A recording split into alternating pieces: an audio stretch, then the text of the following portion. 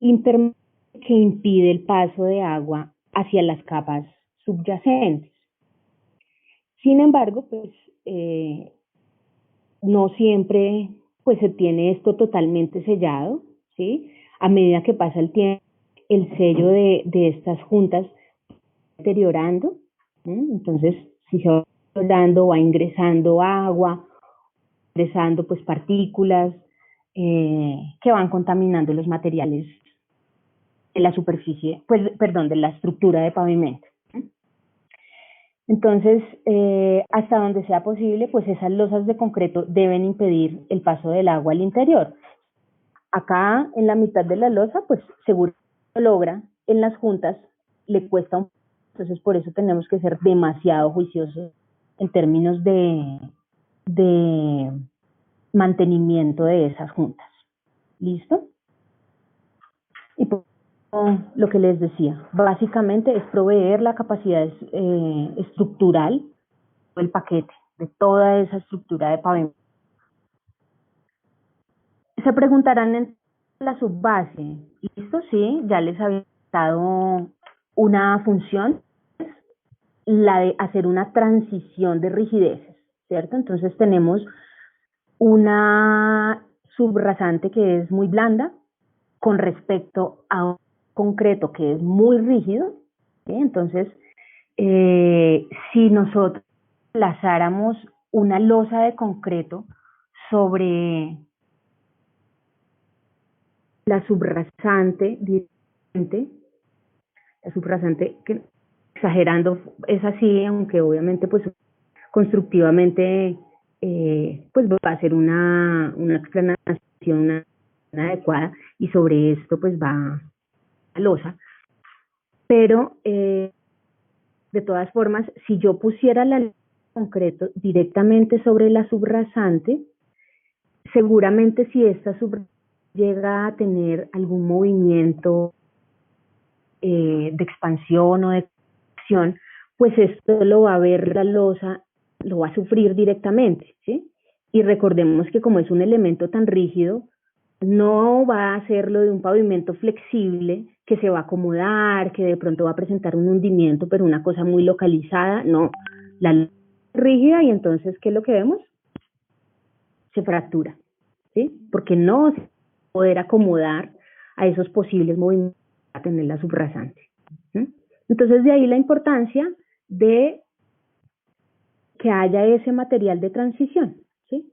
Y como les digo, ese material de transición que usualmente es una subbase, a veces es granular, a veces es estabilizada,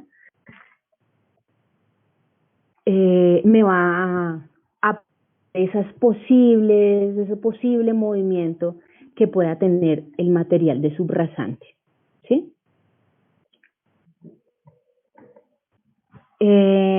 Otra función tiene este material de subbase. Fíjense que no necesito un gran aporte estructural, lo que veíamos ahorita.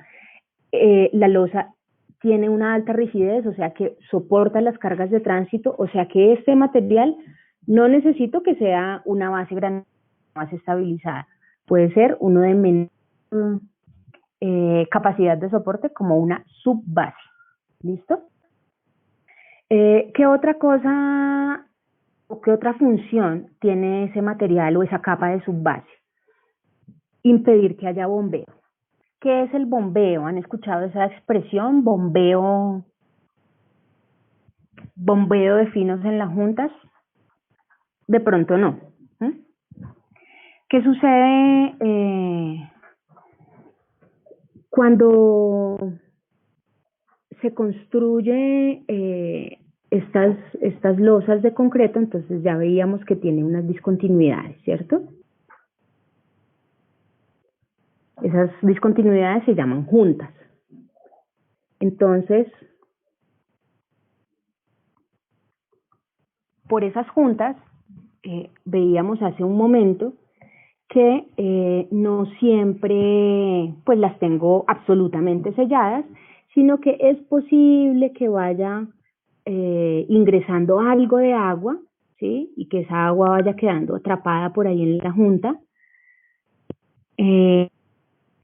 va a tratar de descender y se va a encontrar acá con el material de subbase granular.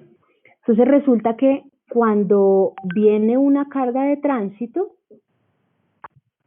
entonces pues trata de medir esta losa y esta agua que está acá, pues, bueno, acá hay agua y aire, ¿cierto?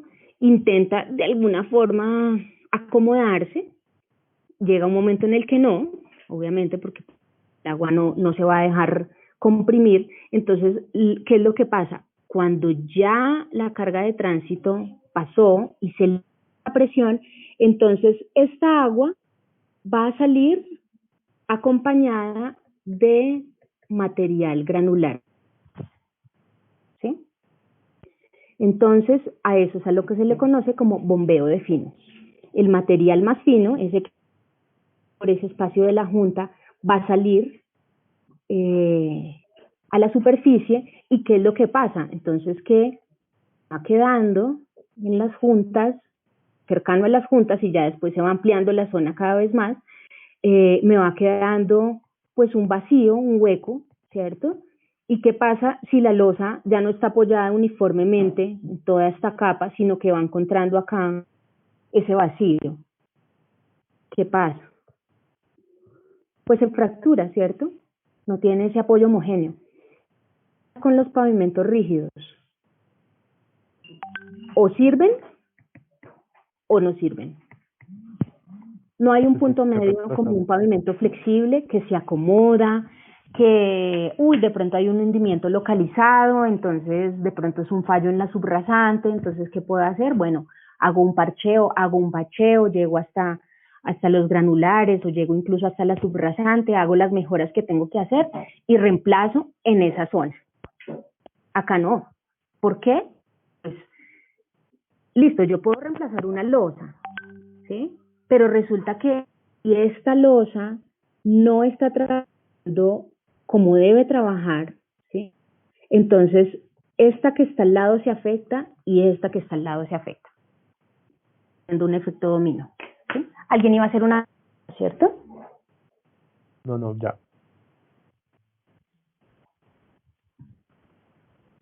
Entonces, esa es la cuestión con los pavamentos rígidos. O sirven o no sirven. No hay un punto medio. No como el... Permítame un segundito.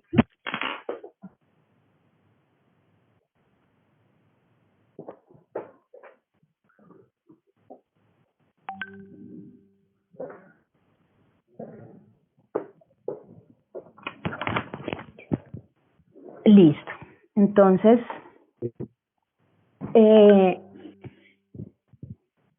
esa es otra de las funciones de la subbase, ¿sí? Una es la transición de rigideces, otra, impedir que exista de alguna forma ese bombeo, y el bombeo no desde su propio material, como lo veíamos acá en la imagen, sino el bombeo de finos de acá de la subrasante, ¿sí? Porque es que si yo tengo una losa de concreto, o bueno, varias losas de concreto apoyadas directamente sobre la subrasante, pues este bombeo de finos va a ser mayor, ¿sí? Acá en la subrasante usualmente voy a tener mayor contenido de finos que en una subbase granular o en una subbase estabilizada, ¿sí? Entonces, si tengo esta subbase granular, pues obviamente tengo materiales, tamaños de agregado que van a servir para impedir un poquito ese bombeo de finos. Claro, si esta subbase tiene finos, pues va a ser susceptible de que exista el bombeo de ese material propio de esa capa, ¿sí? Pero pues hay otros tamaños de agregado que no van a caber por las juntas, ¿sí? Esos no van a ser expulsados.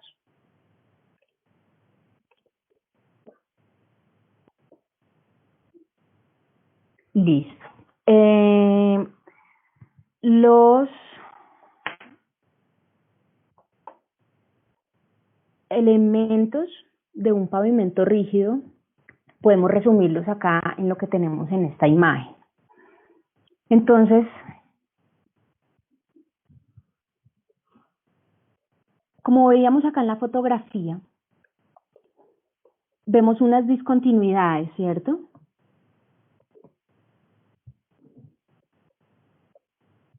Vemos unas discontinuidades en el sentido longitudinal, ¿sí? Sí, este es el sentido de circulación del tránsito. Entonces vemos que seguramente nos imaginamos que constructivamente, pues primero fundieron este carril, ¿cierto? Y en otra jornada, pues seguramente fundieron este otro carril, ¿cierto? Seguramente así. Entonces, de esas diferentes jornadas de fundida del concreto, pues se me genera esa discontinuidad que es el color verde que estoy dibujando, ¿sí? Esa es que la junta longitudinal. ¿Sí? Junta longitudinal, ¿producto de qué? Pues del proceso constructivo, ¿sí?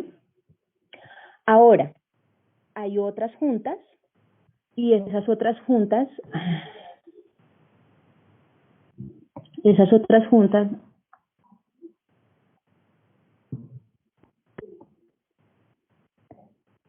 son estas que vemos acá, que son las que van en sentido perpendicular a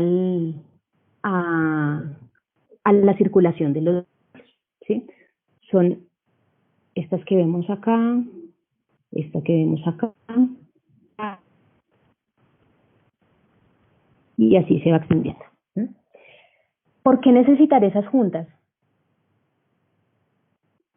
¿Por qué la necesidad de esas discontinuidades en el concreto?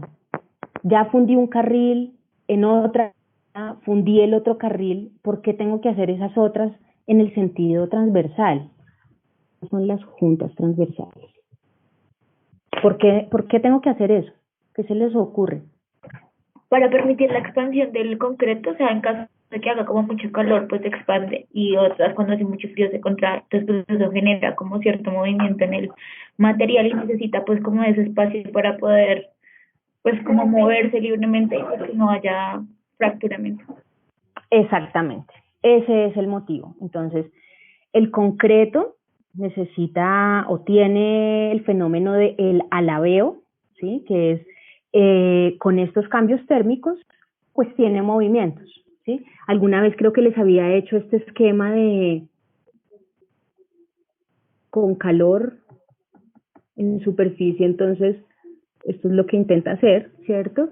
Y en cambio con el frío es lo contrario, ¿sí? ¿Cierto? Entonces, por ese alabeo térmico, por ese movimiento, necesito hacer esas discontinuidades. No es el único motivo, hay un motivo más. También si es, digamos, una sola pieza muy larga, por las cargas mismas de los autos, pues es más frágil, yo creería. Entonces, pues que haya esas juntas permite que se distribuya mejor, no sé. Resulta que lo que dices de cuando tengo un carril muy largo, ¿sí? Recuerden qué es lo que pasa cuando está fraguando el concreto. ¿Qué pasa? A lo del calor de hidratación. Hidratación,